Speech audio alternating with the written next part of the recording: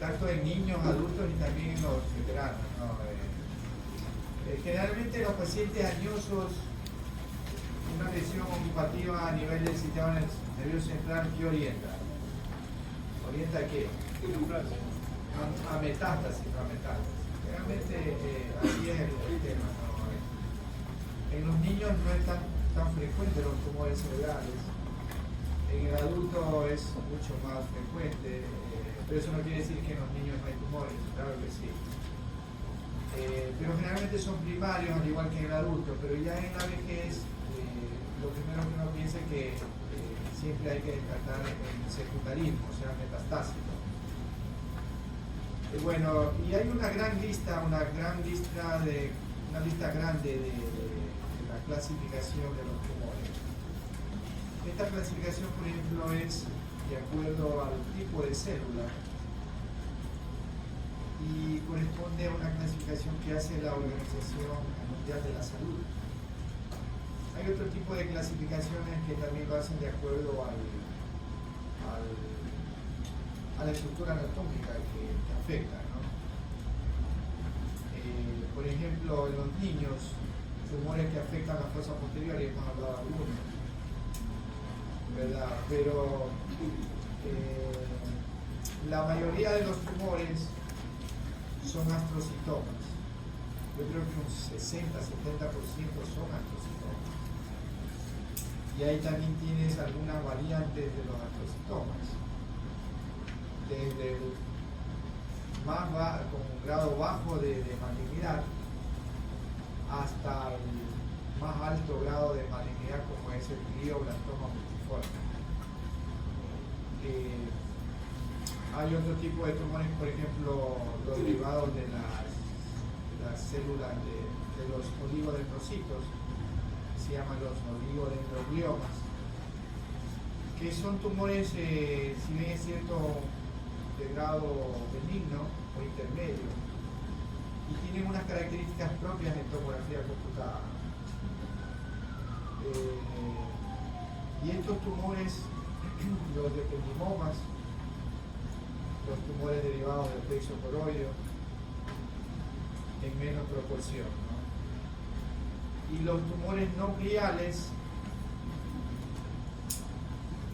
son todos estos de aquí, los meningiomas, los derivados de la glándula pineal, hay algunos tumores embrionarios, tumores de los nervios craneales, neoplasias hematopoyéticas, como el linfoma, la leucemia, los tumores de hipófisis, este tumor que es supracelular es más común el craniofaringioma, ¿no? Entonces, como decía, una gran lista de tumores cerebrales, ¿no? Pero en general, las grandes clasificaciones son así, los tumores gliales que derivan de la glía y los tumores no gliales que derivan de estas estructuras anatómicas, ¿no?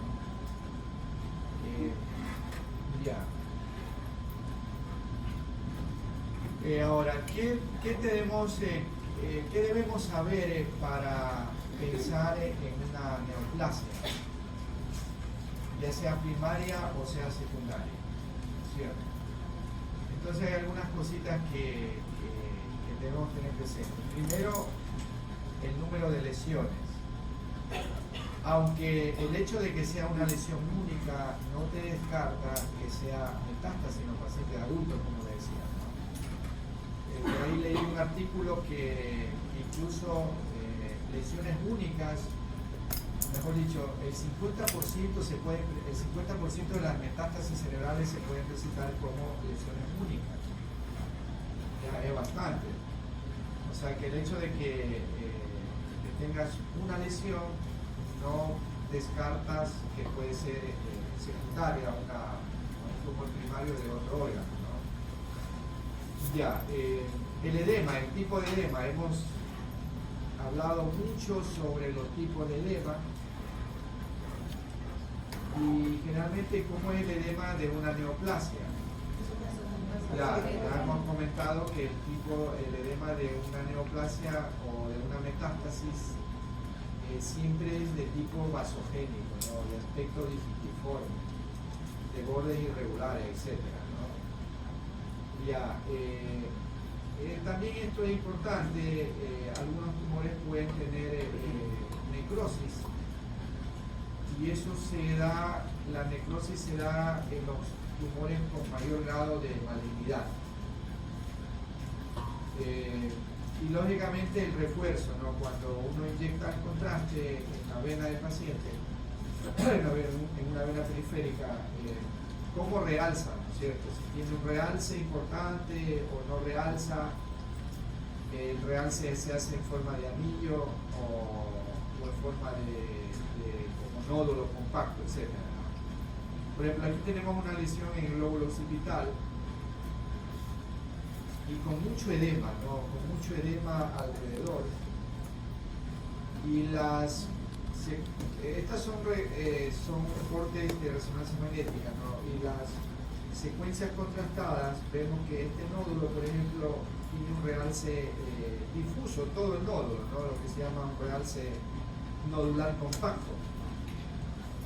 Y este otro paciente, no sé si es el mismo, pero bueno, en cambio tiene un realce como en anillo, ¿no? En anillo o periférico, ¿no? Dejándose en el centro una imagen ahí hipointensa que no realza la parte central. Entonces estas son realces periféricos o en forma de anillo. Ya, eso debemos tener muy en cuenta de las lesiones ocupativas extracelulares. Los tipos de edema ustedes ya hemos visto, también son los mismos que hemos estudiado en la enfermedad cerebrovascular. Una vez más, para mostrarles los tipos de edema, el edema intersticial, el edema vasogénico. Este sería un edema mixto porque tiene edema vasogénico y edema citotóxico, es decir, sustancia blanca y sustancia gris, es un infarto. Acá tienen más edema en una secuencia FLE. Acá también otro tipo de edema mixto, bueno, aquí es vasogénico, aquí un edema mixto, afecta a sustancia blanca y gris. Y acá en la tomografía computada tenemos un tipo de edema exclusivamente de la sustancia blanca, ¿no es cierto?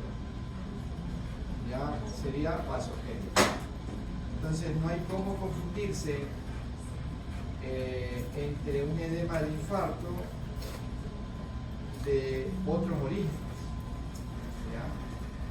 Por ejemplo, este es un edema secundario de una hidrocefalia, ¿no? Intersticial o periférico, periventricular. Bueno, dicho eso, vamos a revisar algunos ejemplos de tumores muy clásicos. Por ejemplo, estos, ¿no? Los tumores de fosa posterior en niños. En niños tenemos estos 4 tumores: el meduloblastoma, el epidimoma, el astrocitoma y el papiloma del cuarto ventrículo.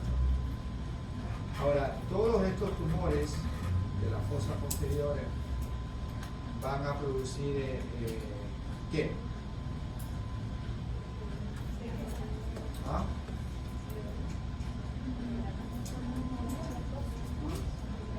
¿Qué creen que puede producir?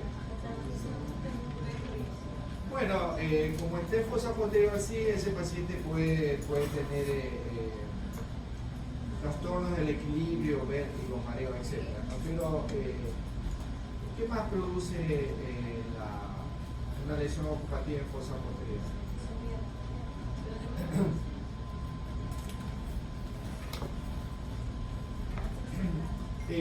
Fíjense, como está localizado atrás en la fosa posterior, afectando los hemisferios cerebelosos, el cuarto ventrículo está por ahí, ¿no es cierto? Entonces, estos tumores, casi todos, producen un desplazamiento y una compresión del cuarto ventrículo.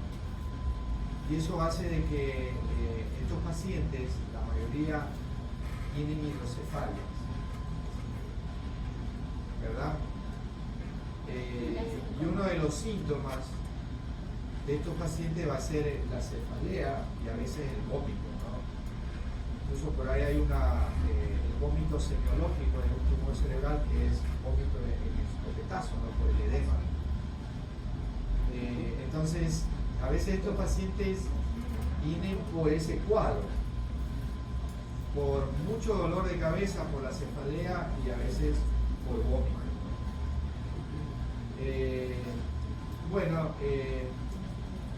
Por ejemplo, este tipo de tumor, aquí tenemos secuencias de resonancia magnética, T1 sagital, T1 axial, este sería T2, ¿verdad? Este sería un flare y acá difusión. ¿Cómo lo describirían ese tipo de tumor? ¿Qué componente tiene? Bueno, sí podríamos decir, pero ¿qué correcto? ¿No? Es una lesión quística, ¿no? ¿Por qué es quístico? Porque es hipointenso en T1 y es hiperintenso en T2, ¿no es cierto? Es prácticamente un tumor quístico. Bueno, la contractada no la tengo. No está bueno. Y todo esto de aquí, ¿qué representa? El edema, ¿no? El edema perilesional. Ya.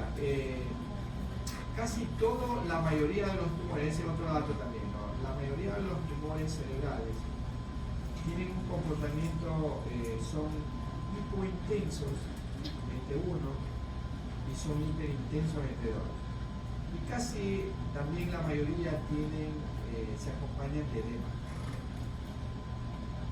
Se acompañan de edema. Entonces, estos son los criterios del astrocitoma pilocítico. Es una masa quística con un nódulo ocular sólido, por aquí lo vemos. Se localiza en el cerebelo, desplaza el cuarto ventrículo, realza la porción sólida. Bueno, este es un dato que no restringe en difusión, ¿no? Estamos viendo que acá no se queda igual, no hay ninguna imagen hiperintensa en difusión. Ya. Entonces, cuando vemos así una lesión con aspecto quístico en un niño, hay que pensar en astrocitoma pilocítico, ¿no? Y es el tumor más frecuente de la fosa posterior del niño, el astrocitoma pilocítico.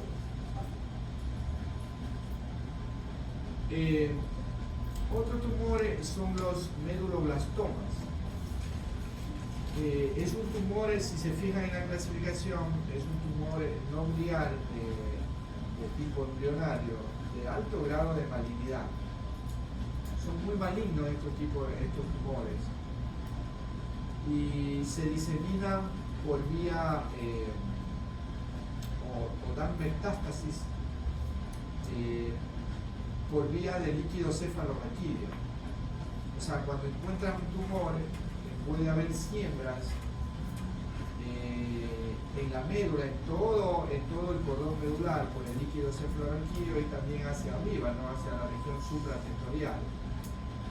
Por la razón de que estos tumores se diseminan por vía de líquido cefalorraquídeo.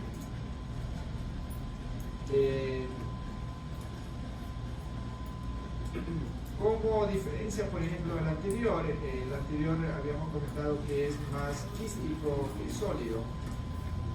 Este, en cambio, es muy central. El otro puede ser un poco asimétrico, no tan central, porque es un tumor de cerebelo. Bueno, aquí aparentemente está en línea media.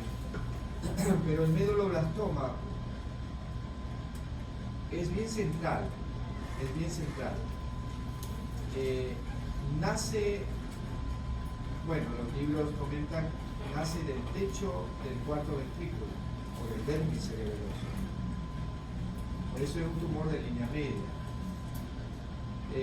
Como es un tumor sólido, mira, aquí tenemos T1 sagital, T1 simple, T2 y flare. Y todos estos son contrastados. El sagital, el axial, también este es un contrastado. Y acá tenemos difusión, ¿no? El realce es de todo el tumor en este caso, ¿verdad? Un realce difuso de todo el tumor que impresiona como que estuviera dentro del ventrículo, ¿no? Igual va a producir hidrocefalia y las metástasis son muy frecuentes en este tipo de tumores, ¿no? El neuroblastoma.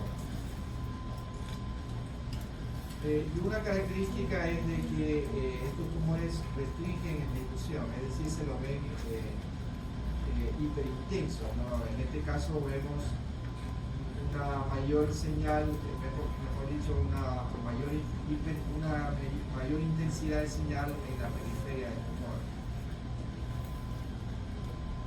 Ya, el medulloblastoma. Este es otro tumor, el ependimoma, muy parecido al medulloblastoma. También es de línea media, pero fíjate, por ejemplo, en el plano sagital, uno se da cuenta, estos cuatro ventrículos que están haciendo del piso, ¿no? O del suelo del cuarto ventrículo, de aquí para abajo, todo esto es tumor.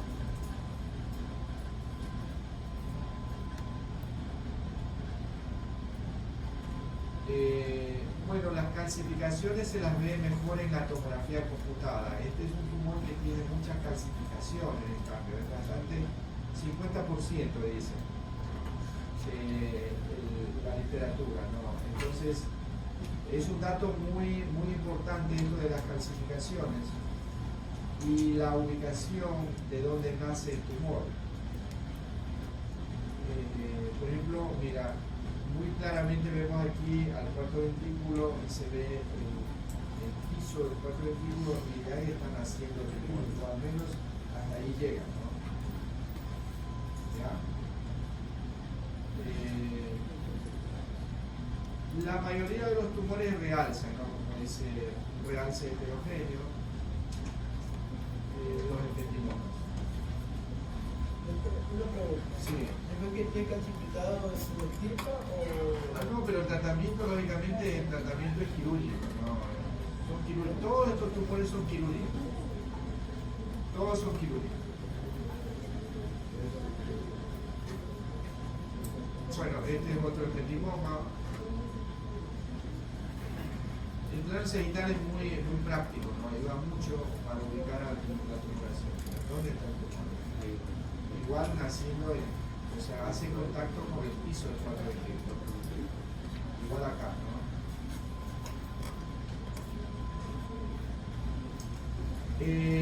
No es tan común este tipo de glioma, pero los gliomas tronculares en los niños se ven no con tanta frecuencia, pero lo vamos a ver de esa forma, ¿no? Mira, todo, por ejemplo, este tumor es inoperable. Está afectando a toda la protuberancia, toda la protuberancia. Todo esto es el tumor. En este 1, una lesión hipointensa, E2, flare, la contrastada en el plano axial y la contrastada en el plano sagital. Por ahí tiene un nodulito pequeño que realza, ¿no? El resto de la tumoración tiene poco realce. Ya, en este caso el tratamiento realmente, al menos quirúrgico, no. Radio o quimio, alguna cuestión de esa, ¿no? Claro, estos pacientes pueden tener sintomatología por ahí con una focalización de algún par craneal, ¿no es cierto?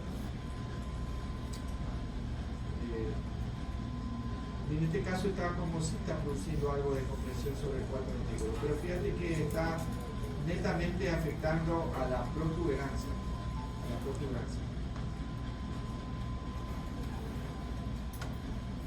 Son tumores infantiles.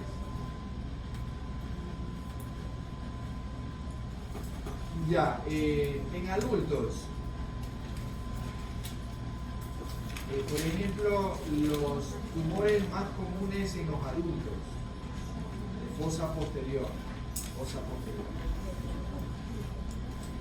Ahí lo tienen, ¿no? El schwannoma que hemos visto en algunos ejemplos de schwannoma.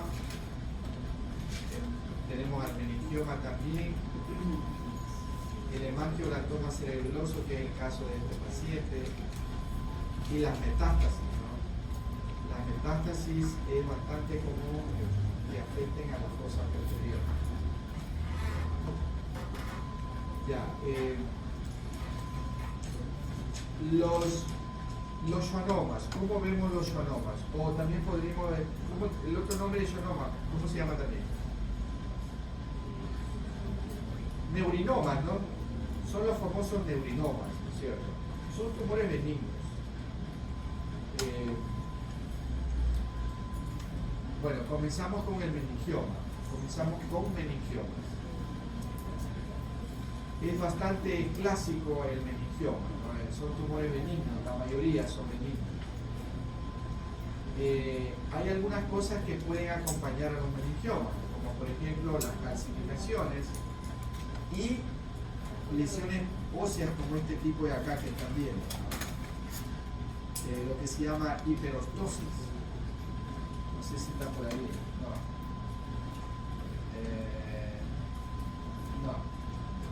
Hiperostosis, no, un engrosamiento del hueso, se podría decir. Un engrosamiento del hueso con una alteración de su densidad habitual. ¿Ya? Se simula una displasia fibrosa, ¿no? La displasia fibrosa también podemos verla así. ¿Ya? Pero estos trastornos óseos pueden acompañar a los meningiomas. Tanto en tomografía computada como en resonancia magnética, en los estudios sin contraste, lo vamos a ver como imágenes isodensas o isointensas. Ya, por ejemplo, aquí tenemos, este es un corte tomográfico simple y este es el corte tomográfico contrastado. Y aquí tenemos una, yo no sé si es neopaciente, pero aquí tenemos un corte sagital en T1 contrastado. Y este lógicamente es de otro paciente para mostrarle el trastorno óseo que puede acompañar a un meningioma. Entonces, ¿qué signos tenemos que buscar en el meningioma? Dos clásicos, ¿no? El uno es este, ¿no? La colita dural, ¿verdad? La cola dural.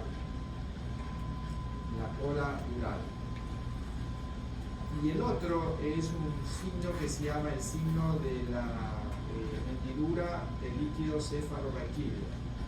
Esto lo vemos mejor en resonancia, ¿no? Creo que más adelante hay. Son tumores muy vascularizados, porque fíjate cómo está en simple, en la tomografía simple, y cómo refuerza con el contacto. O sea, son tumores muy vascularizados.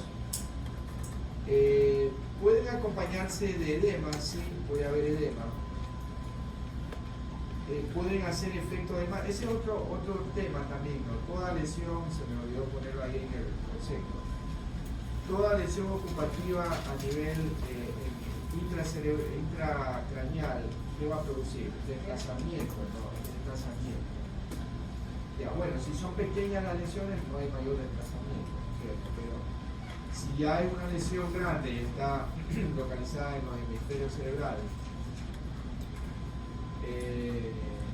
o cerca de las estructuras de la línea media, los va a desplazar, como en este caso, ¿no? Aquí por ejemplo está desplazando ligeramente la línea media. Pero este es un signo que acompaña, como les digo, a todas las lesiones que ocupan espacio en el cráneo, en el cerebro. Ya, entonces esta es una de las características de los meningiomas, que son lisos, densos, etc. y muy vascularizados por contraste ibérico. Pueden haber meningiomas múltiples, mira, ¿no? Y se asocian a la neurofibromatosis tipo 2, ¿no? Los meningiomas múltiples. Este es como que quedó muy, no le puede ser más chiquita para que vean abajo. No ven, acá atrás no ven abajo, no ven abajo. Sí se puede.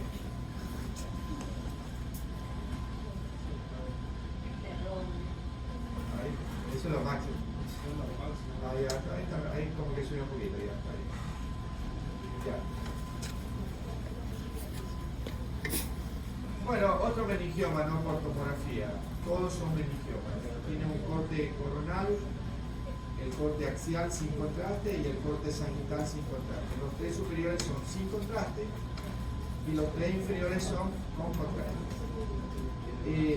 Otra cosa del meningioma. Siempre están pegados al hueso, o sea, a la meninge, porque este tumor deriva de la meninge, o están pegados a la cisura, a una cisura, ya sea, por ejemplo, en este caso, ¿cuál cisura sería? A la interhemisférica, ¿no? Correcto, ¿no? A veces también pueden estar pegados al cerebelo, la tienda del cerebelo. Y ahí nacen. También pueden estar pegados al diafragma celar, o sea, a la hipófisis.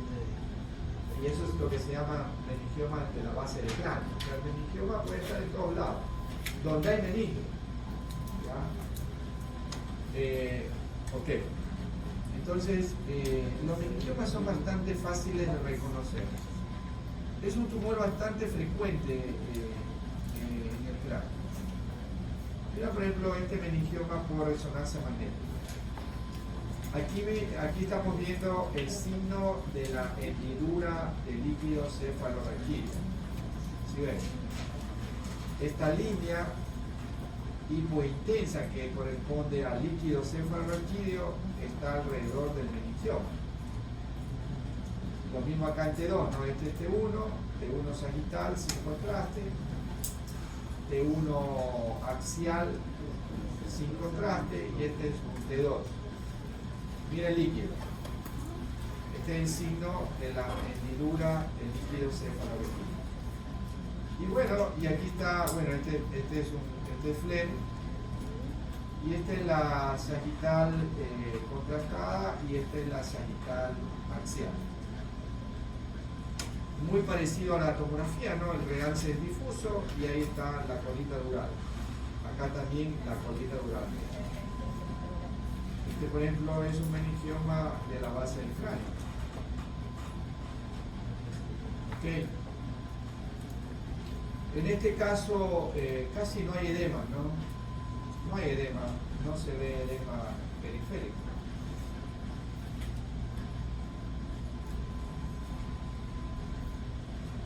Ya, los schwannomas o meningiomas. ¿Qué dije? No, schwannomas o neurinomas. ¿Qué dije? Ya, es el hambre, ¿no? Ya, los schwannomas, dejémoslo como schwannomas que suena mejor. Es el término acuñado últimamente, ¿no? Schwannomas. ¿A qué se parece? Yo lo pongo el signo como estos tumores nacen de los pares craneales, ya sea del facial o del vestíbulo coclear, ¿no es cierto? Nacen de esos pares craneales. Entonces, como nace los pares craneales, el paquete, pongámosle el paquete fascioacústico, sería este, ¿no es cierto? Y ¿entra o sale por el conducto auditivo interno? ¿Ah? ¿Los nervios craneales salen o entran? ¿Cómo es la cosa? Salen, pues, ¿no? Ya. Entonces, este par craneal, estos pares craneales, el facial y el vestíbulo, o el facial o el acústico, ¿no? Tenemos así, el facial y el acústico, salen por el conducto auditivo interno, del oído, de la mastoide, perdón, del peñasco, ¿no es cierto? Entonces, como el tumor aquí no puede crecer dentro del hueso, en el conducto auditivo interno, no puede crecer. Entonces se lanza hacia afuera, pero te queda este manguito aquí. Entonces se parece a una raqueta, ¿no? Mira, ¿sí ve? Se parece a una raqueta. También los libros lo ponen como el cono de helado, un conito de helado.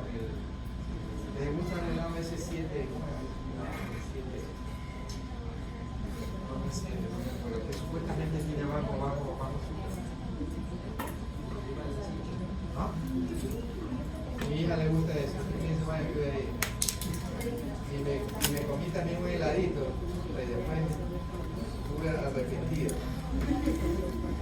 Como en la noche, por comer helado en la noche es fatal, ¿no? Es el más gordo, ¿no es cierto? ¿Ah? Yo que soy diabético, mira. Ya, entonces, a mí me gusta, se parece más a la raqueta, ¿no? Una raquetita de ping-pong. Mira, es una raquetita de ping-pong. Aquí está el mango, el manguito de la raqueta y la raqueta. Ya, entonces, ese signo, bueno, aquí está como un signo del cono de helado, que los libros lo ponen así. Y generalmente siempre van a estar ahí más o menos a la altura del ángulo punto cerebeloso. Este es el ángulo punto cerebeloso, ¿no? Aquí. Mira, de aquí nace el tumor. Este es el conducto auditivo interno en el lado contralateral. Y aquí nace el tumor. Claro, este es normal, pero aquí. ¿Cierto? Estos pacientes van perdiendo la audición progresivamente van perdiendo la audición. Además de los signos que ya cuando crece el tumor, pues ya todo típico de un tumor de fosa posterior, ¿no? El mareo, el trastorno del equilibrio, rombe positivo, desplaza el cuarto ventrículo y la hidrocefalia consecuente, ¿no? Ya, entonces esto es un schwannoma clásico, ¿no? Ahora, el schwannoma puede tener áreas de necrosis, sí, es verdad. En este caso, el realce ha sido difuso, ¿no? Difuso y homogéneo. Se hace semejante a un meningioma, ¿no? Pero no tiene los signos que tiene el meningioma. Ya. Mira las metástasis, ¿no? Si bien es cierto que el concepto son nódulos múltiples, pero no se olviden de que también las metástasis se pueden presentar como nódulos únicos. Y es mucho más, los libros dicen que es mucho más frecuente metástasis en la fosa posterior, en los añosos, ¿no? Pero la verdad es que yo he visto tanto infratentoriales y lesiones supratentoriales. Ya se da por igual, ¿no? Tanto por encima de la tienda del cerebelo como por debajo de la tienda del cerebelo. En todo caso, las metástasis por lo general son nódulos, se presentan como en forma de nódulos, con edema, siempre va a haber edema.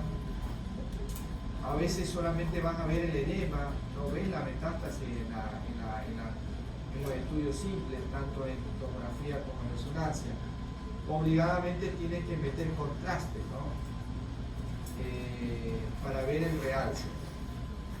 Ya, y otra vez lo mismo, ¿no? El realce puede ser en forma de nódulos o puede ser en forma de anillos, ¿cierto? En este caso, esta paciente o este paciente tiene realces en forma de nódulos compactos. Mira, pues, aquí tienes los cortes superiores, son los simples, y estos inferiores son los contrastados. Este nódulo realzó, acá hay un realce importante, y acá también realzó, y acá también realzó. Por aquí hay otro que realzó y que acá prácticamente no lo vemos. Hay veces que en la tomografía simple no se lo ve la metástasis. Hay que poner contraste intravenoso, ya sea en resonancia o en tomografía complicada. Ya, y ahí están los primarios que dan más metástasis al cráneo, ¿no? El pulmón y mama.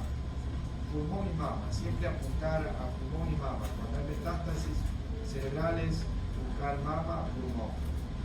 Y después otros, ¿no? La próstata, la riñón, melanomas.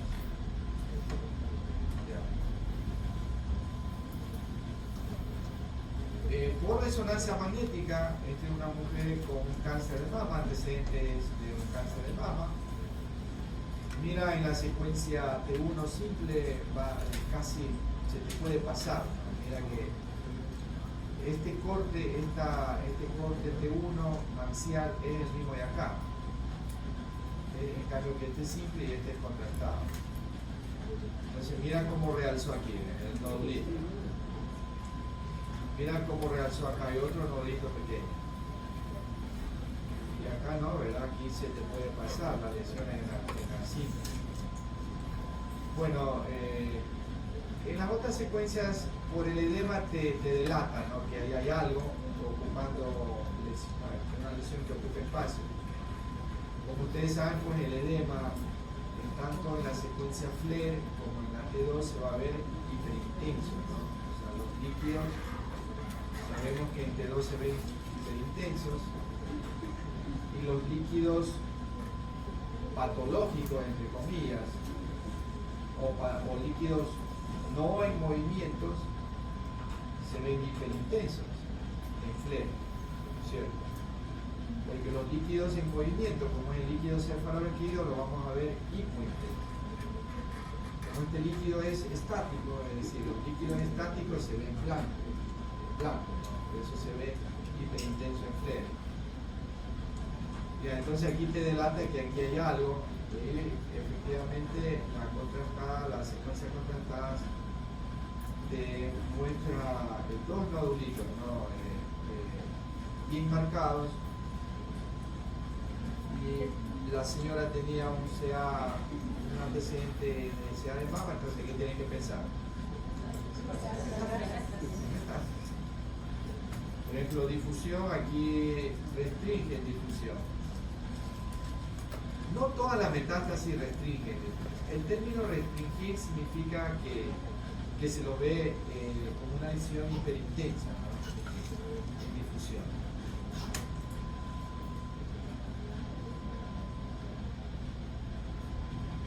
Ya, mira otro paciente. Cáncer de pulmón este paciente. En cambio aquí tenemos un realce no en forma de nódulo compacto, sino en forma de anillo. Aquí tenemos una lesión frontal, aquí tenemos otra lesión parietal, por aquí tenemos otra lesión periatrial, parece. Bueno, en este caso tenemos mucho más edema, ¿no? Mucho más edema. Realmente en estas secuencias estamos viendo más el edema que la misma lesión.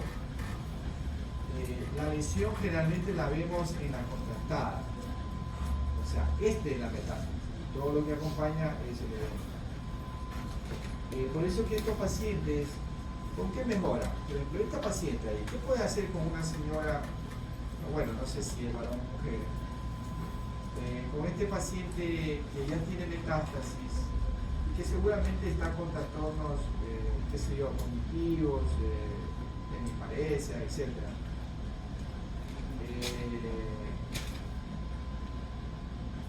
¿Cómo le mejoras? Porque quirúrgico ya no es, ¿no es cierto? Radio, quimio, bueno, puedes darle, pero primero, lo primero, ¿no? ¿Qué debes de tratar de hacer? Desaparecer el edema, ¿cierto?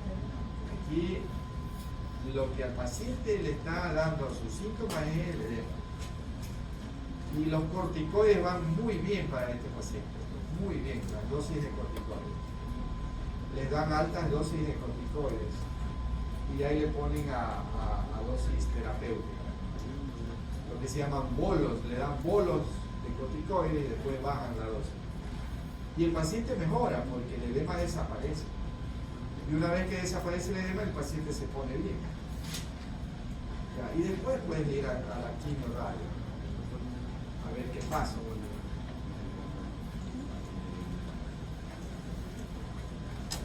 No hice nada. Otra vez, no me voy a pegar, oye. Mira, tú veniste allá, mira.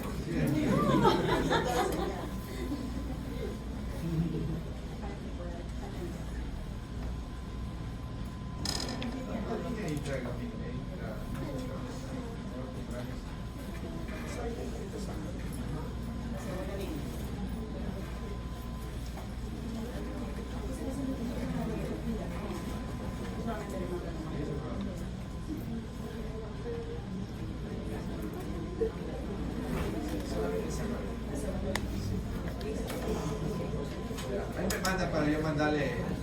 Mándate y le mandas al doctor de mi celular. ¿Mi celular? Sí. Allá está mi celular. Ya, ok. Bueno, ok, metástasis, ¿no?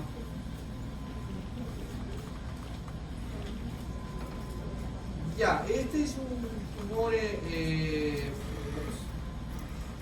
de adulto, el hemangioblastoma cerebeloso.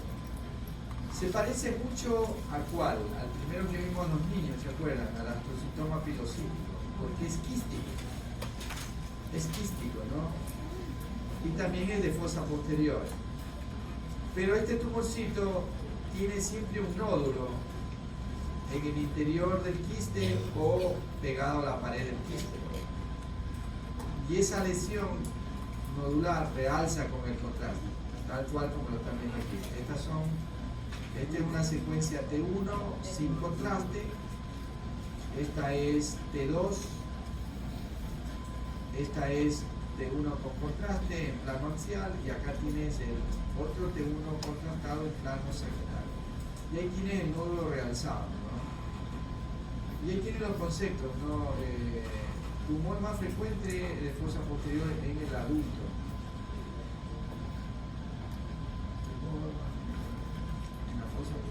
No, realmente es el meningioma, ¿no? El meningioma, yo diría que el meningioma es mucho más común que este de aquí. Claro que este es clásico de la fosa posterior, está por ahí el concepto del libro, ¿no? Pero ya en fosa posterior se ve mucho meningioma también. Bueno, dejémoslo ahí. Produce policitemia porque aumenta la eritropoietina, se asocia a esta patología. Son tumores quísticos con un nódulo mural, ¿no? Se vasculariza el nódulo, correcto.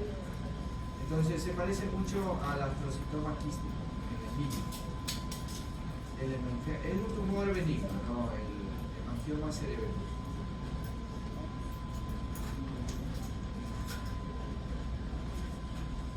A ver, ¿cuál es el meningioma? Dice ahí la pregunta. Este.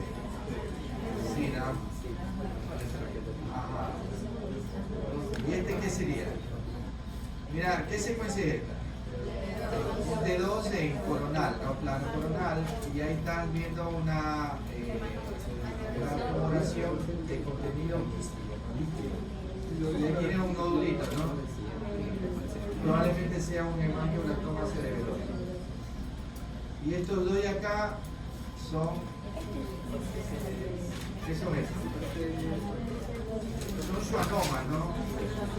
Schwannomas, pero fíjate que mira cómo el comportamiento de aquí, ¿no? Este tiene mucha necrosis, correcto. O también degeneraciones quísticas, ¿no? O sea, o es necrosis o a veces son tumores que hacen degeneración quística. Y ya, este otro schwannoma, la raquetita, el signo de la raqueta, del ping-pong. Ya, entonces el meningioma, ¿no? ¿Los arriba son meningiomas? No, este es meningioma. Este es un T1 contractado y este es un T2. Este es un astrocitoma, perdón, un hemangioma. Por el nodulito que vemos ahí, ¿no? Probablemente sea un hemangioma cerebral.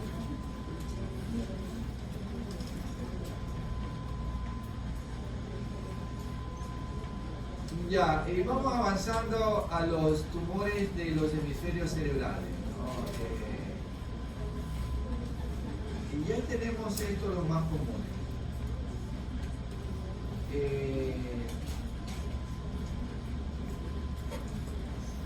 Y de estos tumores, también este es el más común. De todos los astrocitomas, les comentaba que los astrocitomas son los tumores más frecuentes del cerebro, ¿no? Astrocitomas. No estoy seguro si son más o menos el 70%, pero son los más comunes. Y de todos esos astrocitomas, el glioblastoma, para mala suerte, el glioblastoma es el más frecuente. Y el glioblastoma multiforme es el astrocitoma de alto grado de malignidad, o sea, el que tiene mayor agresividad. ¿Ya? Y por eso es que son tumores muy agresivos. Recuerden que todo tumor maligno crece rápidamente, ¿no es cierto? Esa es una, incluso antes, ¿cómo hacían la evolución? Por ejemplo, cuando tú encontrabas un nódulo pulmonar solitario, no había tomografía, no había fibrobroncoscopías, esas cosas. Entonces, ¿cómo nuestros clínicos hacían los seguimientos de estos tumores? Teniendo el concepto de que el tumor maligno, el tumor con un alto grado de agresividad, crece rápidamente. Duplica el tamaño en meses. ¿Ya? Entonces, volviendo al tórax, nuestros médicos antiguos hacían controles, ¿no? Una radiografía, después de 3 meses, después 3 meses hasta el año. Y le iban midiendo el nodulito. Tenía el mismo nódulo, el mismo tamaño, durante el año. Benigno. Y ahí le hacían cada 6 meses. El mismo tamaño, cada año. Si estaba el mismo tamaño, y ahí lo dejaba. Era tumor benigno. Los tumores benignos crecen. Y por eso cuando están cerca de un hueso, ¿qué producen?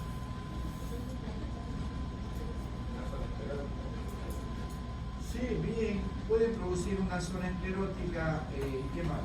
Algo más. La remodelación ósea, ¿no? La remodelación ósea. Y ahí va el ejemplo de la gota de agua durante 10 años goteando en una piedra. ¿Qué le hace? ¿Ah? ¿Qué le hace? Un hueco, ¿no es cierto? Le hace un huequito, ¿no? Y eso se llama la remodelación. Lo mismo el tumor benigno, durante años que esté pegado al hueso. Ayer vi un caso de ese tumor.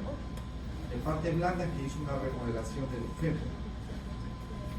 Lo produce eso, ¿no? La remodelación ósea, que es un signo benigno, indirecto de una lesión que esté pegada. Entonces, volviendo acá, ¿no? Los tumores agresivos, como decía, crecen muy rápidamente, van a tener muchas áreas de necrosis, van a producir mucho edema, y como son tumores grandes, producen desplazamiento de la línea media, colapsan a los ventrículos, etc., ¿no? Y aquí tenemos un astrocitoma en un corte coronal T1, el mismo paciente, la secuencia fleraxial. ¿Ya? Acá tenemos otro glioblastoma multiforme con mucho edema, mira, ¿no? Mucho edema. Aquí tiene T2, T1 simple, T2 coronal, flare, difusión y acá el contrastado. ¿No? Y por ahí hay unos criterios, por ejemplo, tumores que se atraviesan de un hemisferio al otro. ¿Por dónde pueden atravesarse los tumores de un hemisferio al otro? No hay más, ¿no es cierto? No hay otro. Entonces, tumores que atraviesan el cuerpo calloso, es uno de estos, el glioblastoma multiforme. Los linfomas también, ¿no? Los linfomas, la gliomatosis cerebral, entre otros, ¿no? El astrocitoma anaplásico también puede atravesar la línea media. Entonces este es un tumor, los gliomastomas atraviesan fácilmente, se van al otro lado, ¿no? A través del cuerpo calloso o del esplenio del cuerpo calloso. Aquí están viendo que este T1 coronal contrastado, mira cómo se está metiendo el tumor hacia el otro lado. ¿Ya? Mira, aquí en los conceptos, ¿no? Neoplasia cerebral primaria más común, hemisferios cerebrales, generalmente están en los hemisferios cerebrales, se localizan en la sustancia blanca más frecuentemente. Como decía, ¿no? Tienen un componente necrótico y una neovascularización muy marcada, ¿no? Son tumores con mucha neoformación vascular. Ya. Pueden sangrar también. Bueno, mira otra tumoración con tomografía computada, ¿no?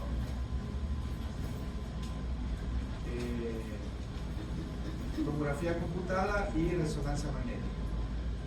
Arriba TC, el corte simple, el corte contrastado y T1 simple, T2 flare y el T1 contrastado. Miren este realce, ¿no? Son realces muy irregulares, en forma de nódulos, de anillos, ¿no? Con mucho edema.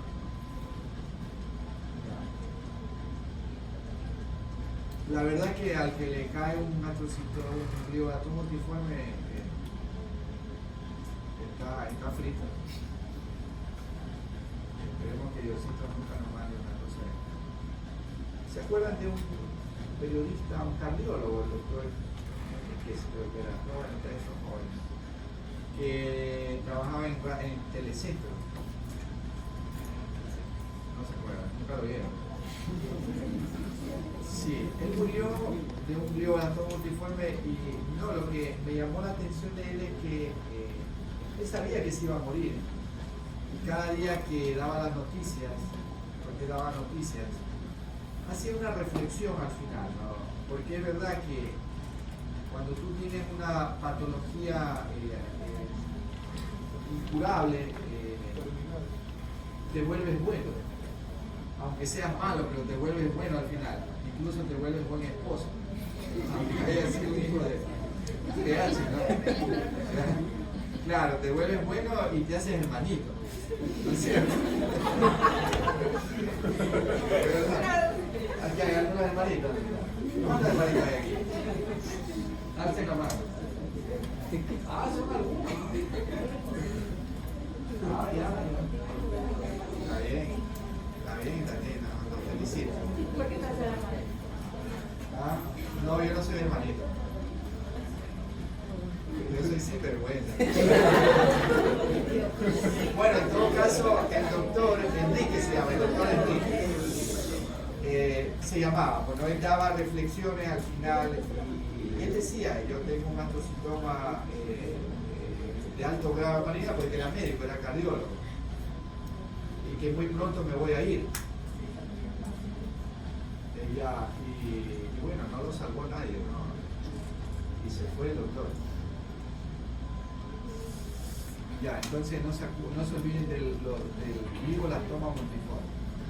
Bueno, en fin, no, glioblastoma multiforme. Todo así, todos tumores, ¿cómo lo reconoce? Tumor grande, con áreas de necrosis, con mucho edema, con efecto de masa, de hemisferios cerebrales. Lo primero, pensar en astrocitoma de alto grado de malignidad, astrocitoma tipo 4, ¿no? O glioblastoma multiforme.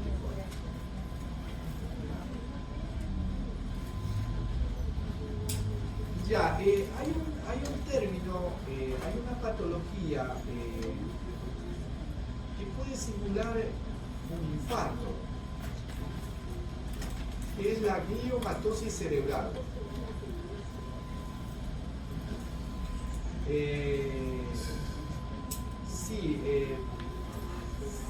Se presenta como grandes áreas de edema.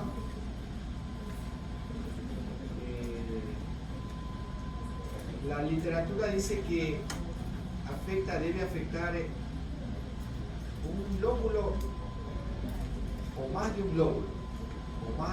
En todo caso son grandes áreas de esta forma, con este aspecto, ¿no?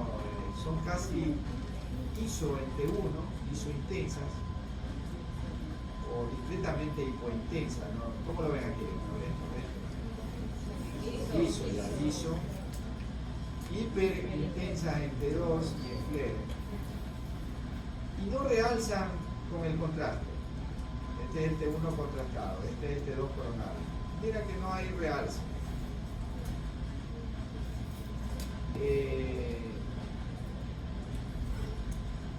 Si tú me dices que si tú me pones estas imágenes, yo primerito preguntaría si el paciente tiene HIV. Si tuviera HIV, yo pensaría en lo que se llama una leucoencefalopatía multifocal progresiva. Ya, pero esta señora, es un caso de una señora del hospital, esta señora no tenía antecedentes ninguno.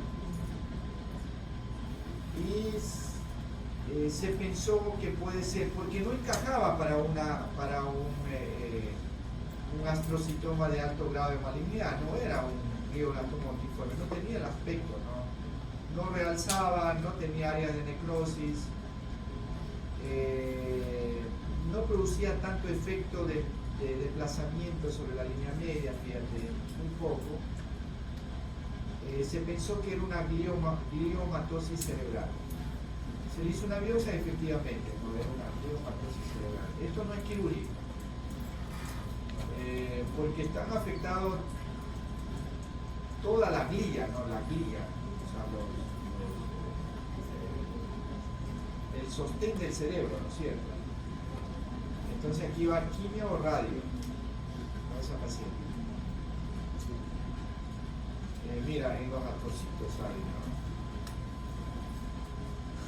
Pueden afectar más de un glóbulo, ¿verdad? Ya. No tienen realce, mira. Pueden producir epilepsia, mira. Ya, entonces, este es un término que hay que tenerlo por ahí presente cuando no encaja una lesión como un astrocitoma de alto grado de malignidad. Pensar en esto, ¿no? Los oligodendrogliomas son clásicos, le decía, son tumores con muchas calcificaciones, como es el caso de esta. Ya, este es una tomografía, este es un corte de una tomografía de algunos años. Muchas calcificaciones, es una característica del oligodendroglioma, o sea, derivado de la oligodendroglía, ¿no? Ya, no son tan comunes, pueden producir epilepsia. Mira este otro paciente, mira este paciente, muchas calcificaciones. ¿Ve? Todo este es el tumor.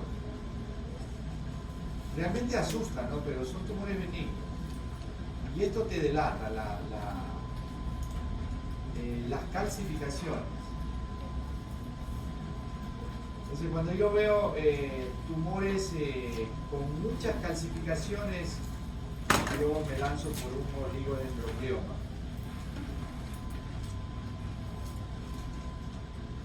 Estos son los cortes simples y los cortes... son dos pacientes diferentes, los superiores de un paciente y los de acá otro paciente. Bueno, también hemos visto tumores celares, la mayoría son de la hipófisis, ¿no? De la pituitaria. Claro, mira este concepto, ¿no?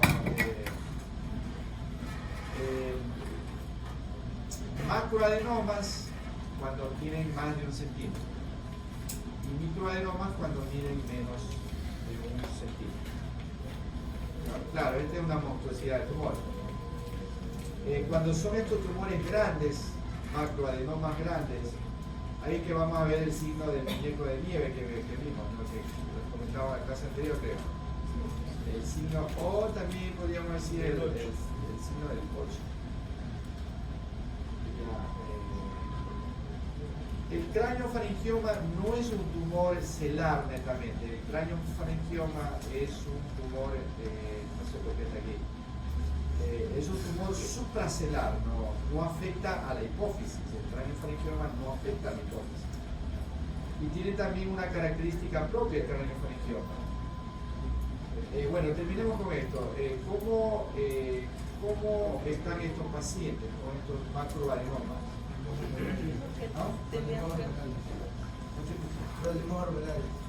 Sí, tienen trastornos hormonales, ¿no? Sí, porque también puede afectar al varón, ¿no? Las acromegalias, ¿no? Cuando tienen acromegalias hay que diagnosticar tratar lesiones similares en hipófisis. Pero sí es verdad, si es una mujer va a tener trastornos menstruales, hormonales. Y con este tremendo tumor esta señora o señor está perdiendo la visión, ¿no? Porque recuerda que por arriba va el quiasma, ¿no? El quiasma óptico. Entonces son pacientes que tienen trastornos de visión. A veces son esos los síntomas del paciente. Mis hijos casi la mayoría usan lentes, ¿no? Y peor, como uno médico sabe lo que puede tener, uno peor lo que piensa es que tenga cuando tú le llevas a hacer unas lentes, que van aumentando los lentes y tienen un tumor. Pues yo he tenido pacientes, hijos de médicos, ¿ya? Cambia la pobre niña lente, y generalmente uno va al MOD y al oftalmólogo ahí, que no son oftalmólogos, son chicas licenciadas, y te ponen la medida y va perdiendo la visión, más lente, más grueso, más atrás. Hasta que alguien dijo, oye, hazle una resonancia de tremendo tumor que tenía la niña. ¿No? Le operaron y quedó perfecto. Entonces, uno piensa, ¿no? Claro, ojo, ¿no? Ya me hizo asustar. Bueno, pero antes aquí la receta te quedaba muy barato. Gracias por venir. Una de estas prácticas me pongo ahí. Por 2 semanas. Yo a mis hijos le he hecho resonancia de cerebro para ver si no tienen por ahí una cosa rara. No, realmente necesitaban lente. Claro, no es la norma, ¿no es cierto? No es la regla, pero por ahí te juegan. Puede ser que tengan un tumor y están perdiendo la visión por el tumor. O sea, estos tumores grandes hacen perder la visión. Pero son tratamientos Quirúrgicos, ¿no? También operan por vía transnasal. Por aquí entran, por vía transnasal, por el seno efenoidal. Y te lo sacan. ¿También puede provocarse polio? Claro, sí. ¿Cómo se llama? Galactorrea también te producen, ¿no? Los prolactinomas te producen galactorrea, tanto en el hombre como en la mujer.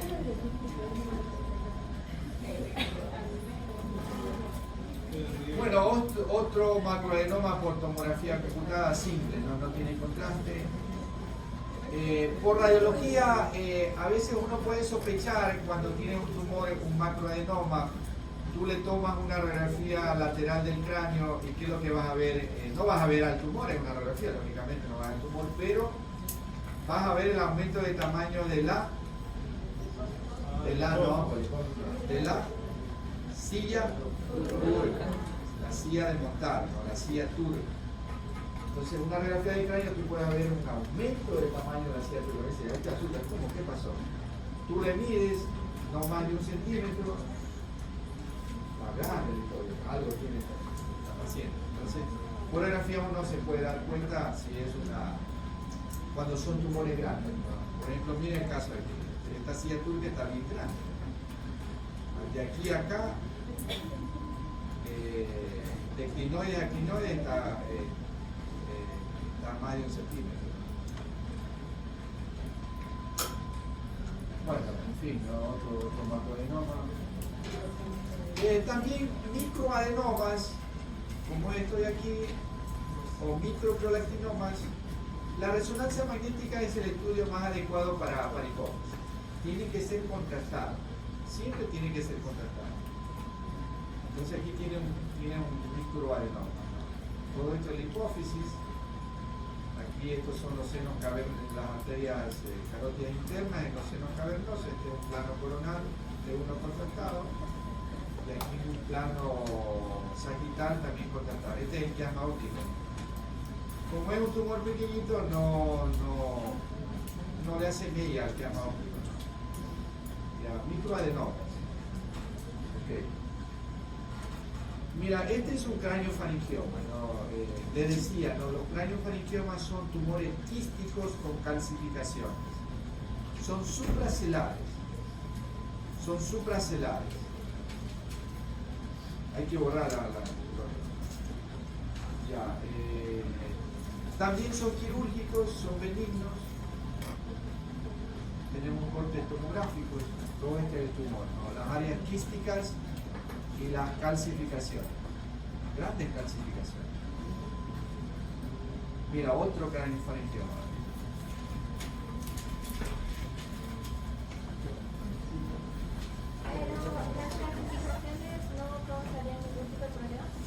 O sea, no, realmente la calcificación son parte del mismo tumor.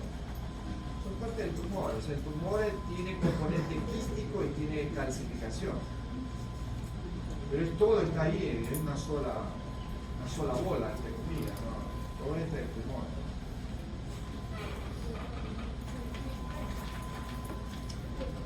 Bueno, estos son los tumores intraventriculares, ¿no? El papiloma es el más común. El papiloma del plexo coroideo. También pueden haber aquí en los plexos coroideos y también en el cuarto ventrículo el papiloma. Ya, son tumores productores de líquido cefalorraquídeo, o sea que su mayor síntoma va a ser la hidrocefalia, correcto. Entonces el paciente tiene una valvulita, porque estos tampoco son quirúrgicos, ¿no? Lo que se hace ahí es poner una válvula para aliviar la hidrocefalia. Doctor, disculpe, ambos imágenes están ahí, pertenecen a papilomas de plexo. Sí, este es el corte simple y este es el corte contrastado, tomografía. Son tumores muy vascularizados los astrocitomas. Muy vascularizados, realzan muy fuertemente y siempre están dentro del ventrículo, ¿no? Esa es una característica, que están dentro del ventrículo. En este caso están dentro de los ventrículos laterales porque nacen del plexo coroideo, ¿no? De los ventrículos laterales. Es una estructura vascular, por eso que son vascularizados. Ya, bueno, el quiste coloide del tercer ventrículo tiene una característica, que son blancos en la tomografía computada. Son hiperdensos. Son cortes simples, fíjate. El corte axial, el corte coronal y el corte sagital. Aquí este es el tercer ventrículo, todo esto y aquí está el tumor. Producen también hidrocefalia porque obstruyen aquí los agujeros por eso aquí de morro, ¿no? De morro, ¿no es cierto? que comunican el tercero con los ventrículos laterales, ¿no es cierto? ¿No? ¿O no? ¿Estoy bien o no? Sí, no, sí. Y los de Lushka y Mayendi, esos son abajo, en fosa posterior, ¿no?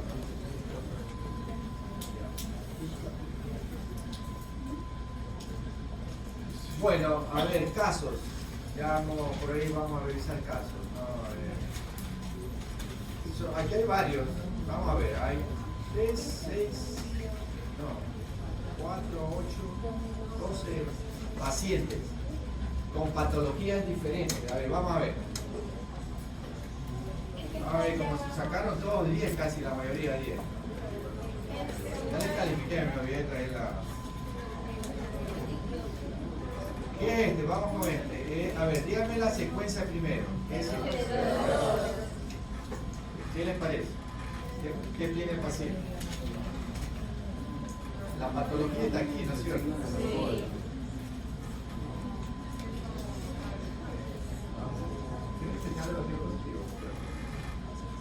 Señal de vacío, sí, señales de vacío. Bien, bien. Es una malformación arteriovenosa. Sí. Ya, vamos con la otra. ¿Es tomografía o T1? TC, ¿no es cierto? Esta es una TC contrastada. ¿Qué les parece?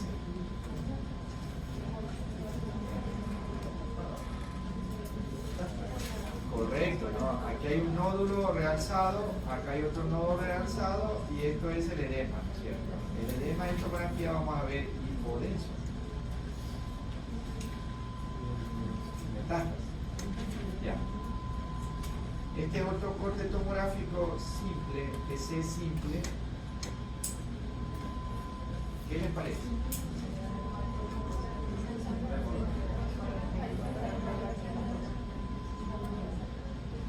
Un sangrado, ¿no? Bien.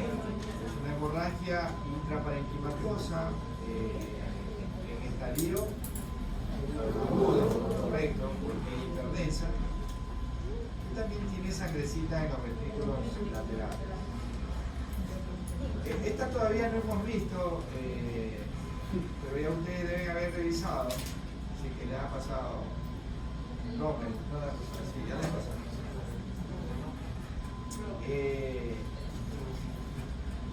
La lesión está aquí. Esta es una secuencia T1 contrastada. Dejemos ahí que todavía eso no hemos visto. Esto es infeccioso. Este es una toxoplasmosis en paciente con HIV. Sí, el signo de la dona. El signo de la dona, ¿no? Realce capsular y hay un nodulito que realza. El signo de la dona, ahí tiene edema, ¿no? Por acá también hay más edema, pero no vemos la lesión que ha realzado. Y ahí hemos de ver esa clase. Ya, sigamos. Esta de acá es un corte tomográfico. Bien. Es un área infartada con edema vasogénico y tóxico con focos hemorrágicos. Entonces, por lo tanto, es un infarto hemorrágico. Bien.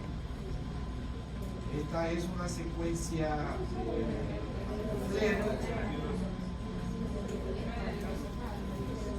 Ya, ¿qué más? Hemorragia subaranoidea, ¿no? Tiene hemorragia subaranoidea. Bien.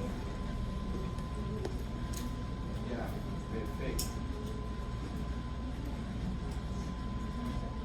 Aquí lo quiero ver. Esta es una secuencia como esta, FLAIR.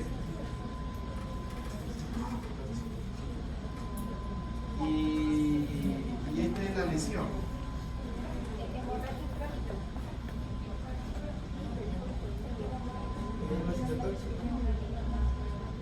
No. ¿Infarto? Crónico, ¿no? O lesión crónica, ¿no es cierto? ¿No? Porque tanto, a ver, ojo, no, escuchen, tanto la hemorragia, tanto el infarto como el infarto, o una contusión cerebral, te va a producir igual después de cierto tiempo. Es mejor decir es una lesión crónica, porque no sabemos el antecedente del paciente. De pronto el paciente tuvo un infarto y realmente entonces es un infarto crónico. Todas las lesiones crónicas secundarias al trauma, a lesión isquémica, a hemorragia, a postquirúrgico, te producen lesiones crónicas y terminan igualito así, en flema. ¿Ya? Y esto que está alrededor es gliosis. Entonces es mejor decir, es una lesión crónica porque no sabemos el antecedente del paciente, si tuvo un infarto o tuvo otra cosa. ¿Ya? En todo caso, es una lesión crónica, ¿no? Lesión crónica. Yo les había comentado de que toda lesión hipointensa en flare es crónico hasta no demostrar lo contrario. Bueno, este es fácil, ¿no? Ya, de uno contrastado, el acceso, ¿no? El edema y el realce de la cápsula del acceso, ¿no? Ya, y acá, ¿qué le parece? Este es el T1 contrastado, aquí está la lesión.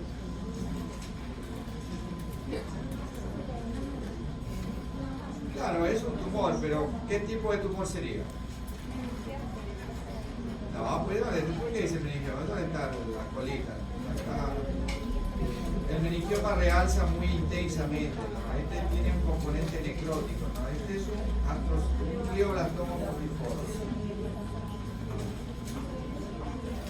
Y mira acá otro paciente con varios nódulos. Sí, esto puede ser metastásico también, sí, o infeccioso, podría ser. No sé la historia, pero ahí por ahí va, ¿no? O es metástasis o es infeccioso. Hay que ver la historia clínica. Y este meningioma, ¿no? Meningioma, mira el meningioma, ¿no? Un pequeño meningioma en base de cráneo. Y acá, sí, ese es un infarto agudo, ¿no? Hay edema vasogénico y citotóxico.